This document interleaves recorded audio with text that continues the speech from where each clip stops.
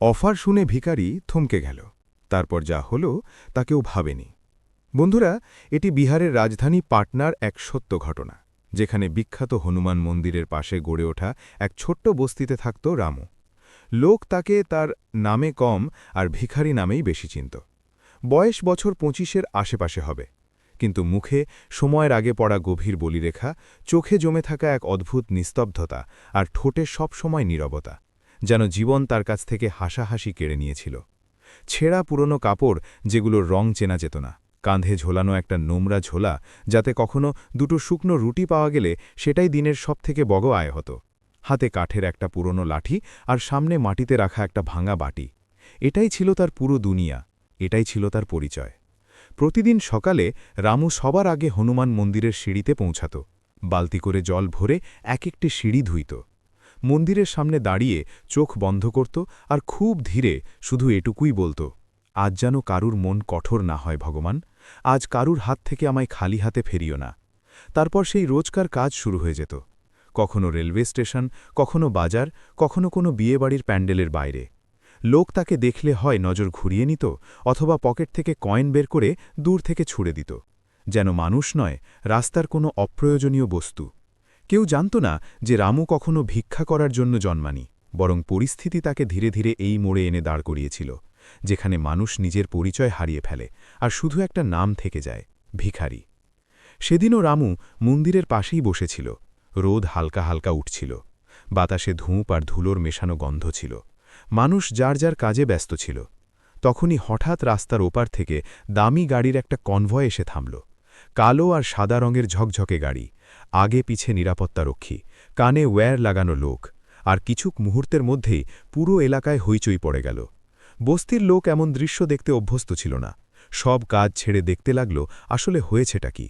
তখনই একটা গাড়ির দরজা খুলল আর সেখান থেকে একটি মেয়ে নামল। সাদা রঙের দামি শাড়ি, খুব সাধারণ কিন্তু দামি মেকআপ, চলনে আভিজাত্য আর মুখে এক গভীর ক্লান্তি। সে বড়লোক ছিল, এটা তার পোশাক দেখে পরিষ্কার বোঝা যাচ্ছিল। কিন্তু তার চোখে সেই অহংকার ছিল না যা প্রায়ই টাকার সাথে চলে আসে। তার দৃষ্টি ভারী ছিল, যেন সে অনেক কিছু দেখেছে, অনেক কিছু সহ্য করেছে। সে ধীরে ধীরে মন্দিরের দিকে এগোল। রামুও নজর তুলে তাকে দেখল, তারপর সাথে সাথে নিজের চোখ নামিয়ে নিল। তার মনে হলো এটাও বাকি বড়লোকদের মতোই হবে। ২ মিনিট মন্দিরে মাথা ঠেকাবে, কোনো গরিবের সাথে ছবি তুলবে, টাকা ছুড়ে দেবে আর চলে যাবে। কিন্তু সেই মেয়েটি এসে ঠিক রামুর সামনে দাঁড়িয়ে গেল। রামুর বুক দুরু দুরু করতে লাগল। তোমার নাম কি? তার গলায় অদ্ভুত এক গাম্ভীর্য ছিল, না অহংকার না দয়া, শুধু একটা সোজা প্রশ্ন। রামু ঘাবড়ে গেল।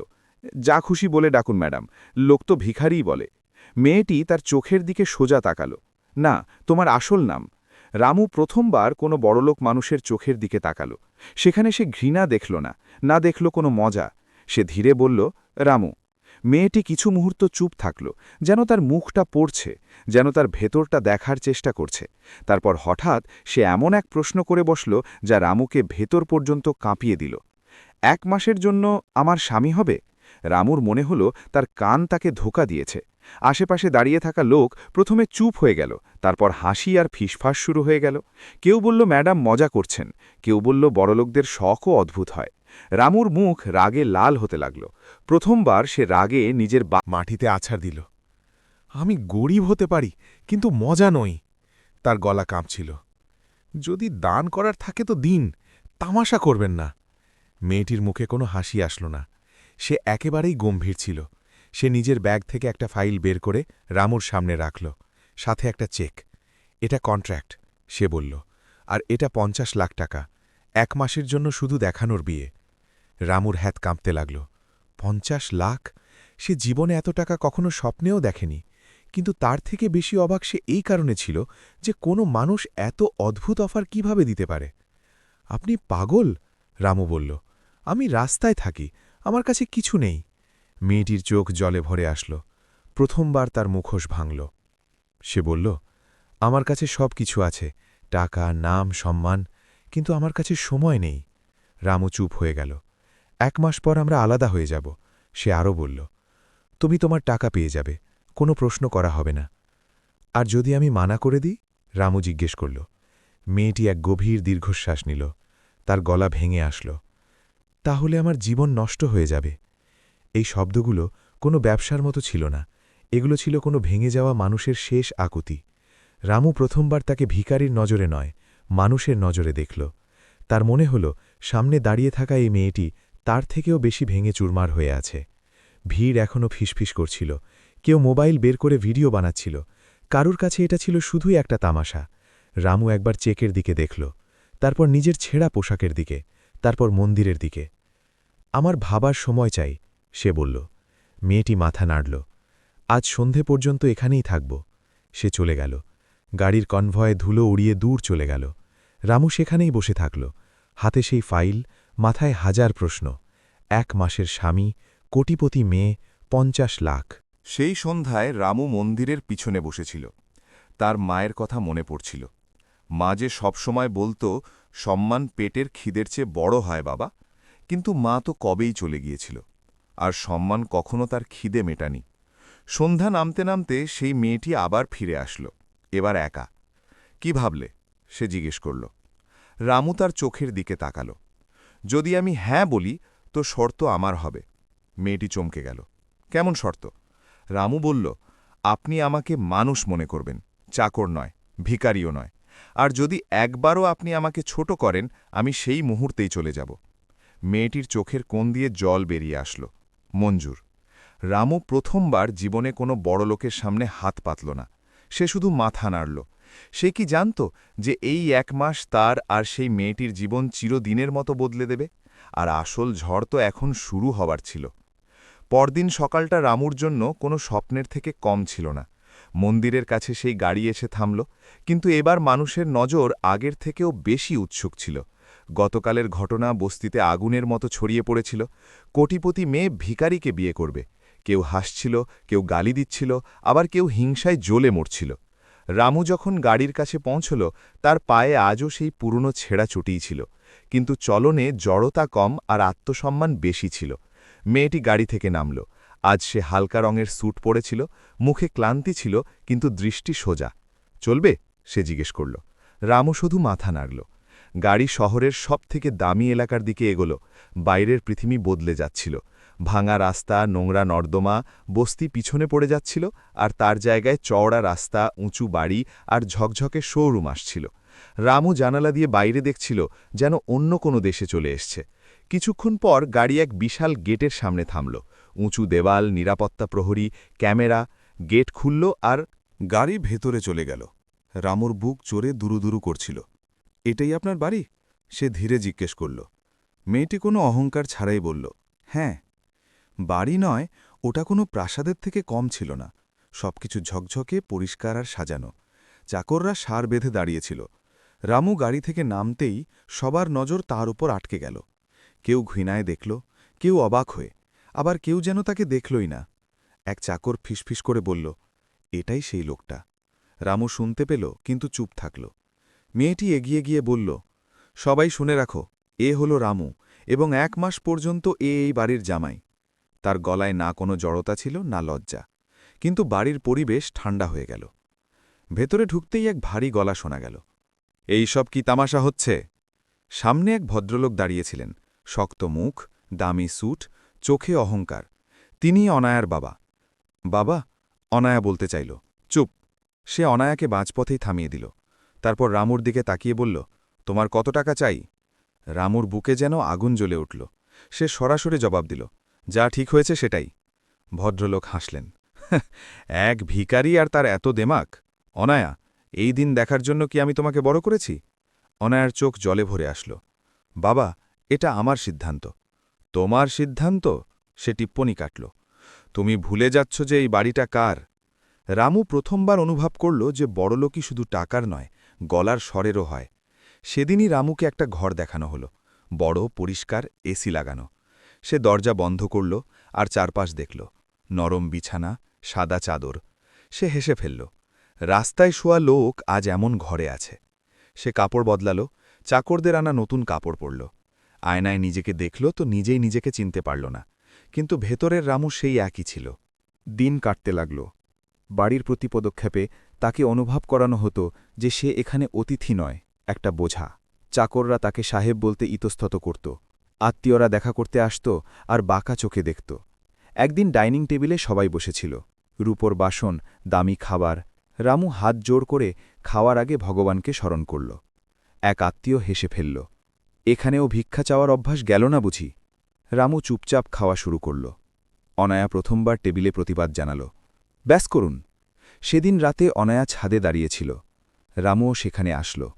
আমায় ক্ষমা করে দিও, সে বলল। আমার কারণে তোমাকে। রামু কথা কেটে দিল। ক্ষমার দরকার নেই, আমি শর্ত রেখেছিলাম মনে আছে, মানুষ হিসেবে গণ্য করার। অনায়ার মুখে হালকা হাসি আসল। তুমি আলাদা। ধীরে ধীরে দুজনের মধ্যে এক অদ্ভুত সম্পর্ক গড়ে উঠতে লাগল। রামু দেখানোর স্বামীর মতো নয়, একজন ভালো মানুষের মতো আচরণ করত, স্পর্শ না করে, অধিকার না ফলিয়ে। অনায়া অসুস্থ থাকত, ক্লান্ত থাকত। অনেক রাতে সে চুপচাপ কাঁদত। এক রাতে রামু সাহস করে জিজ্ঞেস করল, তুমি এইসব কেন করছ? অনায়া আকাশের দিকে তাকাল। কারণ আমার কাছে সময় নেই। কি মানে? 1 মাস পর সব শেষ হয়ে যাবে। তার গলা কেঁপে উঠল। রামু কিছু বুঝতে পারল না, কিন্তু অনুভব করল যে এই খেলাটা তার ভাবনার থেকেও অনেক বড়। এদিকে অনায়ার বাবা প্রতিদিন রামুকে নিচু দেখানোর সুযোগ খুঁজতেন। এক সন্ধ্যায় তিনি সবার সামনে বললেন, কাল পার্টি আছে, শহরের বড় বড় লোক আসবে, দেখি এই ভিখারি কিভাবে আমার নাম ডোবোয়। রামু চুপচাপ মাথা নিচু করে নিল। সেই রাতে সে অনেকক্ষণ ঘুমাতে পারল না। বিছানা নরম ছিল, কিন্তু মন অস্থির। তার মনে হল এই 1 মাস হয়তো তার জীবনের সবথেকে কঠিন পরীক্ষা হতে চলেছে। আর সে এটাও জানত না যে আসতে চলা পার্টি শুধু তার নয়, তার পুরো ভাগ্যের পরীক্ষা নিতে চলেছে। পার্টির দিন পুরো বাংলো আলোয় সেজেছিল। বাইরে থেকে ভেতর পর্যন্ত ফুলের সাজসজ্জা, দামি আলো, মিউজিক আর নিরাপত্তারক্ষীদের কড়া নজরদারি। পার্টনার বড় বড় শিল্পপতি, নেতা, অফিসার আর মিডিয়ার লোক আসতে শুরু করেছিল। প্রত্যেকের মুখে একটাই আলোচনা ছিল, কোটিপতির মেয়ে ভিখারিকে বিয়ে করেছে। রামুকে বিশেষভাবে বানানো স্যুট পরানো হল। আয়নার সামনে দাঁড়িয়ে সে যখন নিজেকে দেখল, এক মুহূর্তের জন্য তার মনে হল সে যেন অন্য কারোর জীবন কাটাচ্ছে। কিন্তু চোখের কোণে সেই পুরনো কষ্ট আজও ছিল, যা কোনো পোশাক লুকাতে পারে না। সে যখন হলে পৌঁছল, কথাবার্তা সব থেমে গেল। সবার নজর তার ওপরেই স্থির হল। কিছু লোক হাসছিল, কিছু লোক কানে কানে ফিসফিস করছিল, কেউ ছবি তুলছিল, কেউ ভিডিও বানাচ্ছিল। অনায়া তার পাশে এসে দাঁড়াল। তার অবস্থা আজ একটু বেশি দুর্বল লাগছিল। মুখের রং ফ্যাকাশে, ঠোঁট শুকনো। যদি চাও তো তুমি নিজের ঘরে থাকতে পারো, সে ধীরে বলল। রামু মাথা নাড়ল। না, আজ যদি পালাই তবে সারা জীবন পালিয়েই বেড়াতে হবে। ততক্ষণে অনায়ার বাবা মাইকের সামনে আসলেন। তার গলায় সেই পুরনো অহংকার ছিল। আপনাদের সস্বামী শব্দটিতে হলের ভেতর হালকা হাসির রোল উঠল। তিনি রামুকে নিজের কাছে ডাকলেন। বলুন তো দেখি, বিয়ের আগে কি কাজ করতে? রামু বুঝে গেল এটি কোনো প্রশ্ন নয়, বরং আক্রমণ। যা জুটে যেত, সে শান্ত স্বরে বলল, মেহনত। লোক আবার হেসে উঠল। অনায়ার বাবা টিপ্পনি কাটলেন, নাকি ভিক্ষা? অনায়া কিছু বলতে চাইল, কিন্তু রামু আলতো করে তার হাত চেপে থামিয়ে দিল। ভিক্ষাও এক প্রকার মেহনাতি, রামু বলল, যদি মানুষ নিরুপায় হয়। হলে নিস্তব্ধতা ছেয়ে গেল। এই প্রথম কেউ তার প্রশ্নের সরাসরি উত্তর দিল। কিন্তু অনায়ার বাবা থামার পাত্র ছিলেন না। আচ্ছা, তবে বলুন আপনার পড়াশোনা কতদূর? রামু কয়েক সেকেন্ড চুপ থাকল, তারপর বলল, যে পর্যন্ত জীবন পড়িয়েছে। তার মানে কিছুই না? তিনি অট্টহাসি হাসলেন। অনায়া, দেখছ, এটাই তোমার পছন্দ? তখনই একজন সাংবাদিক চিৎকার করে বলল, এই বিয়ে কি শুধুই টাকার জন্য? এই প্রশ্নটি তীরের মতো লাগল। রামুর ধৈর্যের বাঁধ ভাঙতে শুরু করল। সে চারপাশ দেখল, চাকচিক্য, মিথ্যে হাসি আর লোক দেখানো আভিজাত্য। হঠাৎ তার মায়ের মুখ মনে পড়ে গেল। খালি পেটেও তাকে সততা শেখানো সেই মা। সে মাইক নিজের হাতে তুলে নিল। আপনারা সবাই জানতে চান আমি কে? তার গলা কাঁপছিল, কিন্তু শব্দগুলো ছিল পরিষ্কার। তবে শুনুন। হলের ক্যামেরাগুলো অন হয়ে গেল।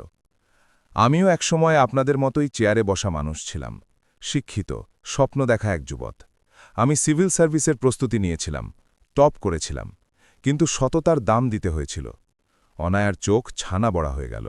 আমাকে বলা হয়েছিল ভুল লোকেদের সঙ্গ দিতে। আমি মানা করেছিলাম। ফল হলো এই যে আমার ওপর মিথ্যে মামলা দেওয়া হলো, চাকরি কেড়ে নেওয়া হলো, সমাজ মুখ ফিরিয়ে নিল। হলে তখন পিন-পতন নীরবতা। আমার মা অসুস্থ হয়ে পড়লেন। চিকিৎসার জন্য দ্বারে দ্বারে ঘুরেছি। সেই সিস্টেমের দরজায় কড়া নেড়েছি যার সেবা করতে চেয়েছিলাম, কিন্তু কেউ শোনেনি। রামুর চোখ দিয়ে জল পড়তে লাগল। সেদিন আমার মা মারা গেলেন, বিনা চিকিৎসায়। অনায়ার বাবার হাসি গায়েব হয়ে গিয়েছিল। এরপর রামু বলল, আমার কাছে আর লড়াই করার শক্তি অবশিষ্ট ছিল না। আমি ভেঙে পড়েছিলাম, আর ভেঙে যাওয়া মানুষ প্রায়ই রাস্তায় পাওয়া যায়। কারোর মুখ দিয়ে কথা বেরোচ্ছিল না। অনায়া কাঁদতে কাঁদতে তার কাছে চলে আসলো। ব্যাস, আর না। রামু মাইক নিচে রাখল। এবার আপনারা ঠিক করুন, সে বলল। আমি ভিখারি নাকি সেই মানুষ যাকে পরিস্থিতি এখানে এনে দাঁড় করিয়েছে? অনায়ার বাবা কিছু একটা বলতে যাচ্ছিলেন যে হঠাৎ অনায়া টলমল করে উঠল। অনায়া! রামু তাকে ধরে ফেলল। সে অজ্ঞান হয়ে তার কোলে লুটিয়ে পড়ল। হলে হুড়োহুড়ি পড়ে গেল। ডাক্তার ডাকা হলো। লোকজন পিছিয়ে যেতে লাগল। মিডিয়ার ক্যামেরা বন্ধ হয়ে গেল। কিছুক্ষণ পর ডাক্তার গম্ভীর গলায় বললেন, এনার কঠিন অসুখ, অতিরিক্ত মানসিক চাপ এনার জন্য বিপজ্জনক। রামু যেন পাথরের মতো হয়ে গেল। অনায়ার বাবা প্রথমবার চেয়ারে ধপ করে বসে পড়লেন। তার মাথা নিচু হয়ে গেল। রাত গভীর হয়েছে। হাসপাতালের ঘরে মেশিনের শব্দ শোনা যাচ্ছে।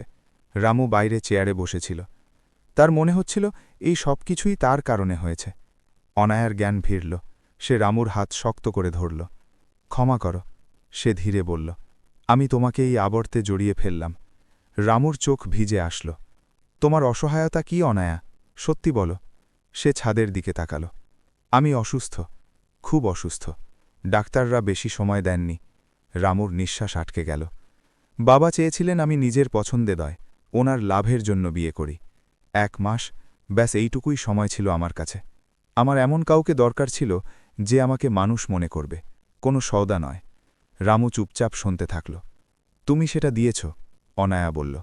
তখন রামু পকেট থেকে কন্ট্রাক্ট বের করে ছিঁড়ে ফেলল। এই সম্পর্ক কোনো কাগজের ওপর নির্ভর করে না, সে বলল। আর আমি ভাড়ার স্বামী হতে পারব না। অনায়ার চোখ দিয়ে জল গড়িয়ে পড়ল।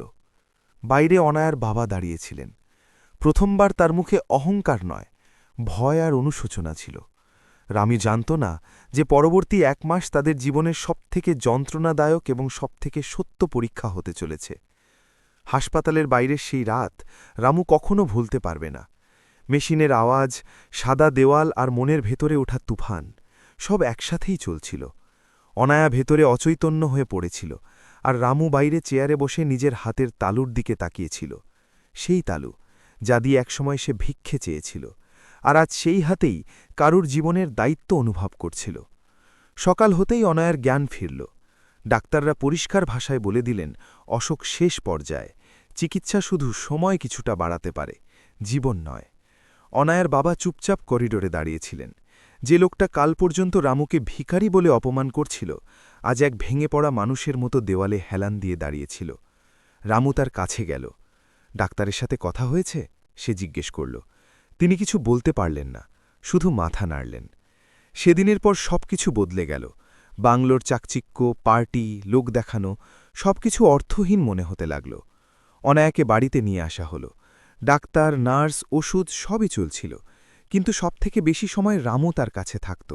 সে তাকে খাইয়ে দিত, সময় মতো ওষুধ দিত, আর সবথেকে বড় কথা, তার কথাগুলো শুনত, কোনো উপদেশ বা পরামর্শ ছাড়াই।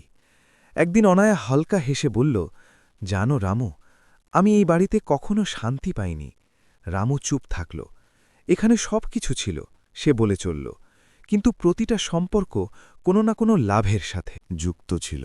তুমি প্রথম মানুষ যে আমার কাছে কিছু চাওনি। রামুর চোখ ভরে আসল। আমিও জীবন থেকে অনেক কিছু চেয়েছিলাম, সে বলল, কিন্তু পাইনি। হয়তো সেই কারণেই এখন চাওয়া ভুলে গিয়েছি। দিন কাটতে লাগল। অনায়ার অবস্থা ধীরে ধীরে খারাপ হতে লাগল। সে কথা কম বলত, বেশি হাঁপিয়ে যেত, কিন্তু যখনই রামু পাশে থাকত, তার চোখে এক অদ্ভুত তৃপ্তি দেখা যেত। এক সন্ধ্যায় অনায়া তার বাবাকে ডাকল। বাবা, সে ধীরে বলল, আপনার সাথে আমার কিছু কথা আছে। তিনি পাশে এসে বসলেন। আমি সারা জীবন আপনার কথা শুনেছি, অনায়া বলল, কিন্তু জীবনের শেষ সিদ্ধান্তে আমি নিজেকে বেছে নিয়েছি, আর আমার কোনো আক্ষেপ নেই। ওনার চোখ থেকে জল গড়িয়ে পড়ল। আমি যদি চলে যাই, অনায়া রামুর দিকে তাকিয়ে বলল, তবে একে ভিখারি বলবেন না, এ আমার চেয়েও বড় লোক, মন থেকে। সেই রাতে বিক্রম মালহোত্রা প্রথমবার রামুর সামনে হাত জোড় করে দাঁড়িয়েছিলেন। আমাকে ক্ষমা করো, তিনি বললেন। আমি অন্ধ ছিলাম। টাকা আমাকে মানুষ চিনতে ভুলিয়ে দিয়েছিল। রামু মাথা নিচু করে নিল। ক্ষমার চেয়েও বেশি প্রয়োজন হল উপলব্ধি, সে বলল। কিছুদিন পর এক শান্ত সকালে অনায়ার নিঃশ্বাস থেমে গেল। কোনো চিৎকার নেই, কোনো আওয়াজ নেই, শুধু এক দীর্ঘ নীরবতা। রামু তার হাত ধরে বসে থাকল। তার চোখ দিয়ে জল বেরোল না। হয়তো সব জল সে আগেই ঝরিয়ে ফেলেছিল। শেষ কৃত্যে শহরের বড় বড় মানুষেরা আসলেন। সেই সব মানুষ যারা একসময় রামুকে দেখে হাসত, আজ তার সামনে মাথা নিচু করে দাঁড়িয়েছিল। সব শেষ হওয়ার পর রামু চুপচাপ চলে গেল, কোনো টাকা না নিয়ে, কোনো দাবি না রেখে। কয়েক মাস পর্যন্ত কেউ জানত না সে কোথায় আছে। তারপর একদিন পাটনার রাস্তায় একটা খবর ছড়িয়ে পড়ল। গরিবদের জন্য বিনামূল্যে চিকিৎসা অভিযান শুরু হয়েছে। মানুষ অবাক ছিল, এত টাকা কোথা থেকে আসলো? কিছু সময়ের মধ্যেই জানা গেল অনায়ার সমস্ত সম্পত্তি একটি ট্রাস্টের নামে করে দেওয়া হয়েছিল, আর সেই ট্রাস্টের মুখ ছিল রামু। এখন সে আর ভিক্ষা করত না, সে সিস্টেমকে প্রশ্ন করত। সরকারি দপ্তরে গিয়ে সেই সব মানুষের কণ্ঠস্বর হয়ে উঠত যাদের কথা কেউ শুনত না। একদিন সেই বিক্রম মালহোত্রা একটি অনুষ্ঠানে পৌঁছালেন। মঞ্চে রামু দাঁড়িয়েছিল। বিক্রম মাইক নিয়ে বললেন, আমি আমার জীবনের সবথেকে বড় ভুল করেছিলাম কোনো মানুষকে তার পরিস্থিতি দিয়ে বিচার করে। আজ আমি সেই মানুষের কাছ থেকেই শিখছি। পুরো হল করতালিতে ফেটে পড়ল। রামু আকাশের দিকে তাকাল। তার মনে হল কোথাও দূরে অনায়া হাসছে। একসময় একজন ভিখারির সাথে 1 মাসের স্বামীর সওদা করা হয়েছিল। আজ সেই ভিখারি হাজার হাজার মানুষের ভরসা হয়ে উঠেছিল। এই গল্পের শিক্ষা শুধুই এইটুকু, মানুষের দাম তার পোশাক, টাকা বা পরিস্থিতি দিয়ে নয়, তার মন দিয়ে বিচার করা উচিত। যাকে আমাদের নিচে দেখা যায়, জরুরি নয় যে সে ভেতর থেকেও ছোট হবে। এখন প্রশ্ন আপনার কাছে, যদি আজ আপনার জীবনে কোনো রামু থাকে, তবে আপনি কি তাকে মানুষের নজরে দেখবেন নাকি তার পরিস্থিতির নজরে? যদি এই গল্পটি আপনার হৃদয়ে ছুঁয়ে থাকে, তবে এটি এগিয়ে নিয়ে চলুন। যদি একজনের কাছেও পৌঁছায়, তবে হয়তো কারোর চিন্তা বদলে যাবে। কারণ কখনো কখনো একটি গল্প কারোর পুরো জীবন বদলে দেয়। বন্ধুরা, এটি ছিল আমাদের আজকের গল্প। আপনাদের সবার কেমন লাগলো? কমেন্ট বক্সের মাধ্যমে আমাদের অবশ্যই জানান।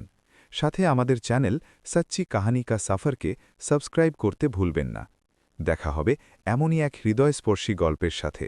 ততক্ষণ পর্যন্ত আপনাদের সবাইকে আন্তরিক ধন্যবাদ।